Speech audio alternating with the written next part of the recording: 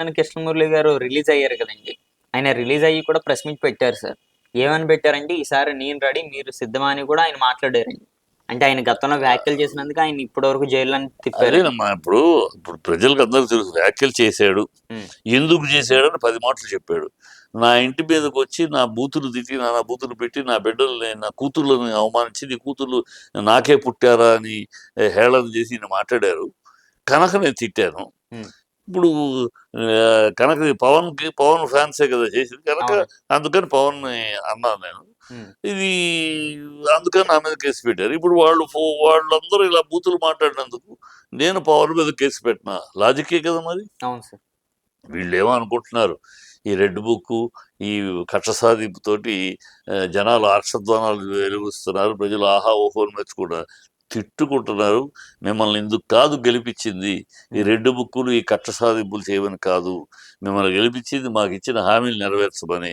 దాని మీద బుర్ర పెట్టండి. దాని మీద బుద్ధి చూపండి. ఈ పిచ్చేషాలు కాదు. తిట్టడం అనేది వాళ్ళు తిట్టారు, మీరు తిట్టారు.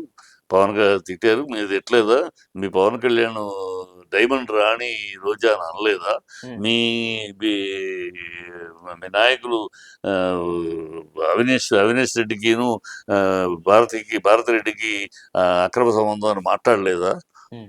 ఇవన్నీ ప్రజలు తెలుసు. ఇవన్నీ ఓపెన్ గా ఉన్నాయి. ఎన్ని మాట్లాడారు, ఎన్ని మాట్లాడి నా కొడకల్లారా వీడియోలో వస్తున్నాయి కదా. అవునండి. నా కొడకల్లారా అని తిట్టడము, ఆ, ఆ, బూతులు తే- అన్నాడు. ఇది అంత బూతులు ఎంగి తినడానికి వచ్చారా? హ్మ్. ఈ భాషన్న మాట్లాడేది మీరు కదా. అవునండి. అవన్నీ వీడియోలు వస్తున్నాయి కదా. అవును సార్. ప్రజలు చూస్తాం. కానీ మీరు మాట్లాడేవన్నీ వేదాలా? మీరు తిట్టినవన్నీ వేదాలా? ఇప్పుడు మీకు అధికారం ఉంది కనుక ఏమైనా కేసు పెట్టినా కూడా మీరు తీసుకోరు మీ మీద ఇష్టగా హ్మ్. సాగుతుంది. ఇదే పద్ధతి కనుక అలవాటు అయిపోతే రేపు రాష్ట్రం రావణ కాష్టం అయిపోద్ది. హ్మ్. తమిళనాడులో చూసాం ఇలాంటి రావణ కాష్టం.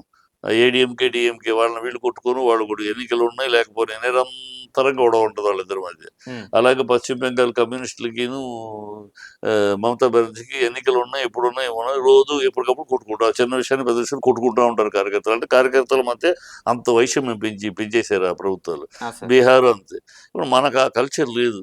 అది తీసుకొస్తున్నారా మీరు?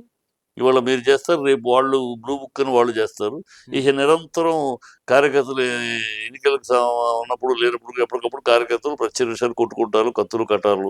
ఈ కల్చర్ తీసుకురావాలని చూస్తున్నారు ఆంధ్ర రాష్ట్రానికి. హ్మ్. ఆంధ్ర రాష్ట్రాన్ని మరో బీహార్ లాగా, మరో బెంగాల్ లాగా తయారు చేయాలనుకుంటున్నారా? హ్మ్. ఏమనుకుంటున్నారు మీరు? మీ ఉద్దేశం ఏంటి? ప్రజలు ఇవన్నీ ప్రశ్నిస్తున్నారు.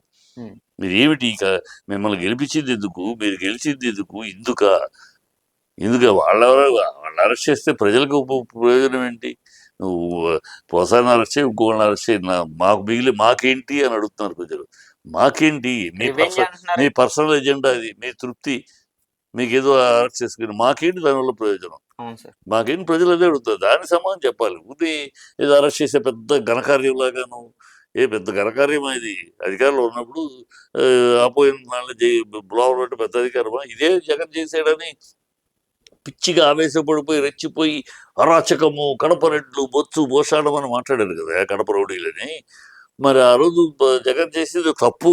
మాలాంటి వాళ్ళం కూడా మేము డిబేట్లు తప్పు, ఇలాంటి అరాచకం చేయకూడదు, రాజకీయ పద్ధతి కదా, ఎన్నికలు అయినాక అపోజిషన్ అలా వేటాడటం కరెక్ట్ కదా, మాలాంటి వాళ్ళు మాట్లాడాం, అప్పుడు తప్పు అన్నాం.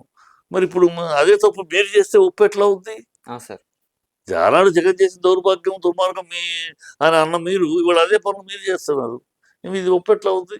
అంటే వాళ్ళు చేస్తే వ్యభిచారం, మేము చేస్తే సంసారం అవుద్దా? ఈ బుద్ధి ఇంగిత జ్ఞానం ఉండాలి ప్రభుత్వాలకి.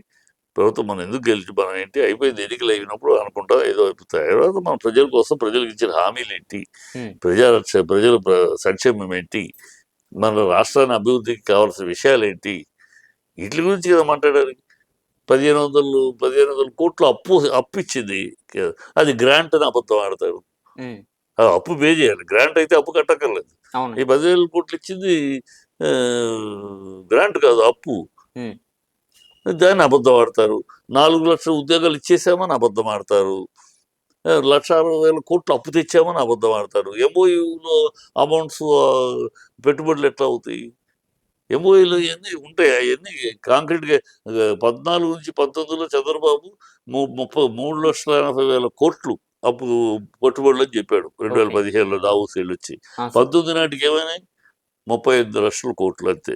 ఉమ్, 35,000 కోట్లు అంతే వచ్చినాయి. 3,80,000 కాదు, ఓకే సార్. 35,000 కోట్లే వచ్చినాయి ఉమ్, అంతే. ఎంఓఎస్ అనగానే వాళ్ళ ఎంఓఎస్ డావోస్ ఒక సెంటర్ స్పేస్, అది ఓ హోదాతో నువ్వు వెళ్ళినా వచ్చేస్తారు. ఉమ్, అదొక టీ సెంటర్ లాగా అలా అయిపోయింది. ఓకే. ఇళ్ళల్లో వీళ్ళందరూ వస్తారు, మేము పెడతాం అని వస్తారు, ఏమో అంటారు. అది ప్రాక్టికల్గా వచ్చేటప్పటికి వాళ్ళు అడిగే గొంతెమ్మ కొరకులు. ఇప్పుడు ఎందుకు ఉదాహరణ సింగపూర్ సిటీ. ఉమ్, సింగపూర్ సిటీకి 16,600 ఇచ్చాడు ఉమ్, చంద్రబాబు. అవును సార్. సింగపూర్ సిటీ వచ్చేస్తుంది డామ్ డకర్ అన్నాడు 2014లో, 2015లో. ఉమ్, 2019కి ఏమైంది అది? వాడు అక్కడ భూమి సరిపోదు, అది సరిపోదు, వాటర్ దీనికి మాకు చాలా ఇక్కడ పెద్ద పెద్ద బిల్డింగ్లు కడతానికి ఫెసిలిటీస్ తక్కువ, ఈ ఏరియాలో కట్టలేము అని వెనక్కి వెళ్ళిపోయాడు కదా. అవునండి. ప్రజలకేమో సింగపూర్ సిటీ వచ్చేస్తే అక్కడ ప్రతి ఎకరా 10 కోట్లు అయిపోతుంది, అది ఇది అని చెప్పేసాడు. ఇది ఉమ్, చెప్పడానికి ఏముంది, ఇది ప్రాక్టికల్గా వచ్చేటికి జీరో అయిపోయింది. జీరో అయిపోయింది. ఆఖరికి వాడిని అరెస్ట్ కూడా సింగపూర్లో ఇప్పుడు వీళ్ళతో టైప్ పెట్టుకున్న ఒక మినిస్టర్ ఈశ్వరు అతను జైల్లో ఉన్నాడు. ఉమ్, అవి ఇలా ఉంటాయి ఏవోఎస్ని, అవి పట్టుకుని అబద్ధాలు ఆడతారు. అన్ని పచ్చి అబద్ధాలే, నిజాలు లేవు. ఏది నిజాలు లేవు. ఛానల్స్ ఉన్నాయి, వాళ్ళ మీడియా ఉంది. ఒక అబద్ధాన్ని 10 మాటలు ప్రచురణ చేయటం, చెప్పిందే చెప్పటం, అన్ని ఏ ఛానల్ చూసా అది చెప్పేయటం, ప్రజలు ప్రజలను ఒక నమ్మించి ఒక భ్రమలోకి తీసుకెళ్ళటం. ఇది అంతే తప్పితే నిజమైన పాలన, ప్రజాపాలన లేదు ఇవాళ.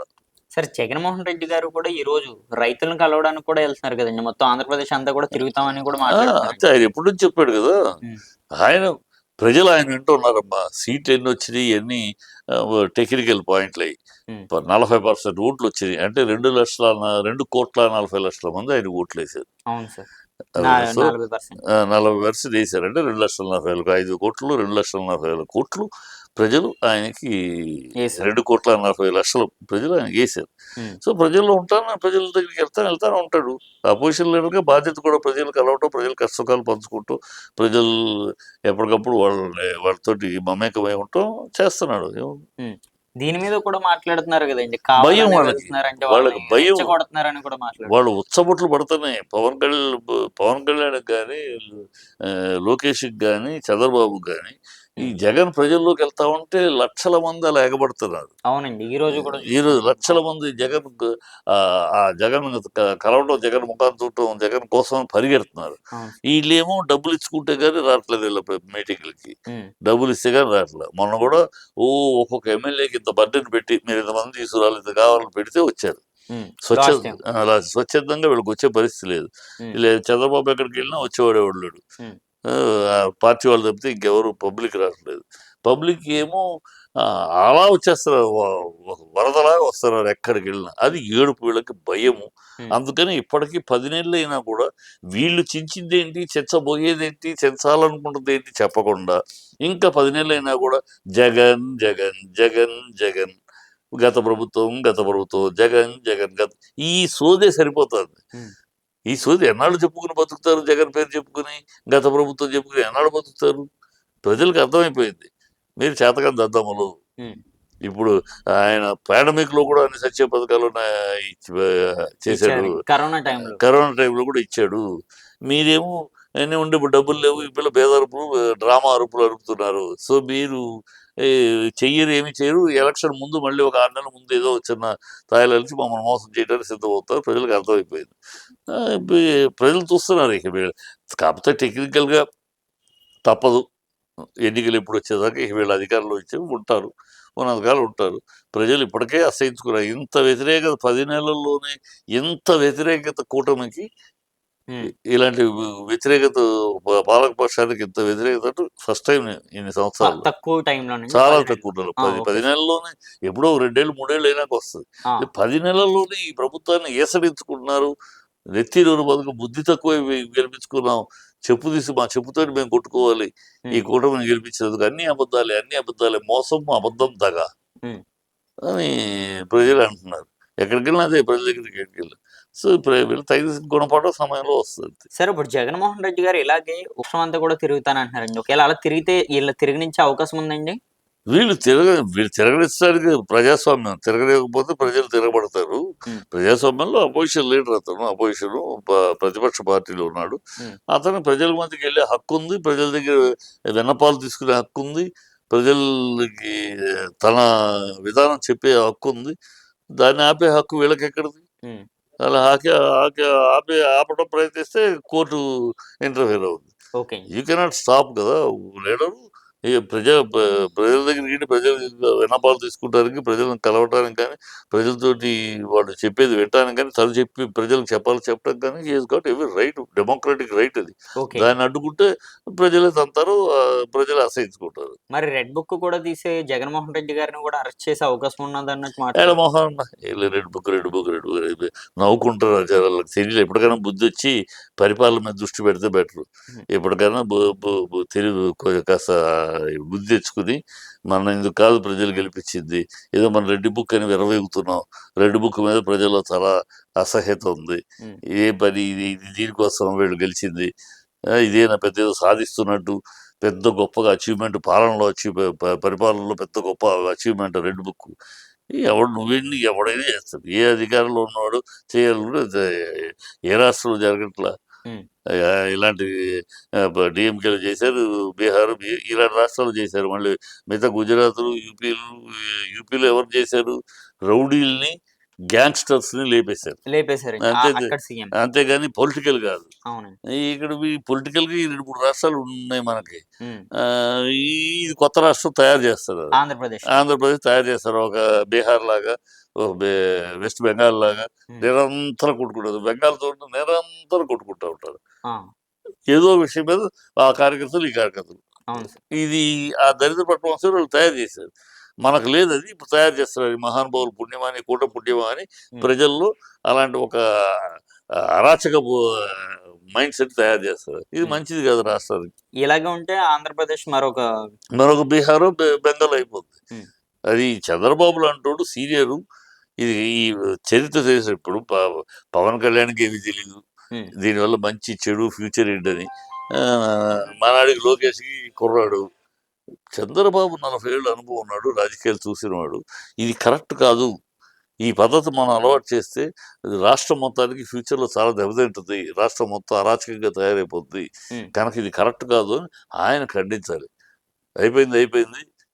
పాలన మీద గుర్తుపెడదాం. మనం ప్రజలకు ఇచ్చిన మాటల కోసం, వాగ్దానాల కోసం శ్రమించాలి. ఇవన్నీ పక్కన పెట్టండి అని ఆయన చెప్పాలి. చెప్తే పెద్దరికగా ఉంటుంది. ఆయన చెప్పకుండా మూసి నవ్వులు నవ్వుకుంటున్నాడు ఆయన. ఉమ్. ఏదో కొడుకు రెడ్ బుక్ను పెట్టుకుని చేస్తున్నది చాలా గొప్ప ఘనకార్యం చేస్తున్నాడు, పెద్ద పరిపాలన దక్షత చూపిస్తున్నాడంటే ఆయన నవ్వుకుంటాడు. ఏం చెప్తాం? అవును సార్. Thank you sir.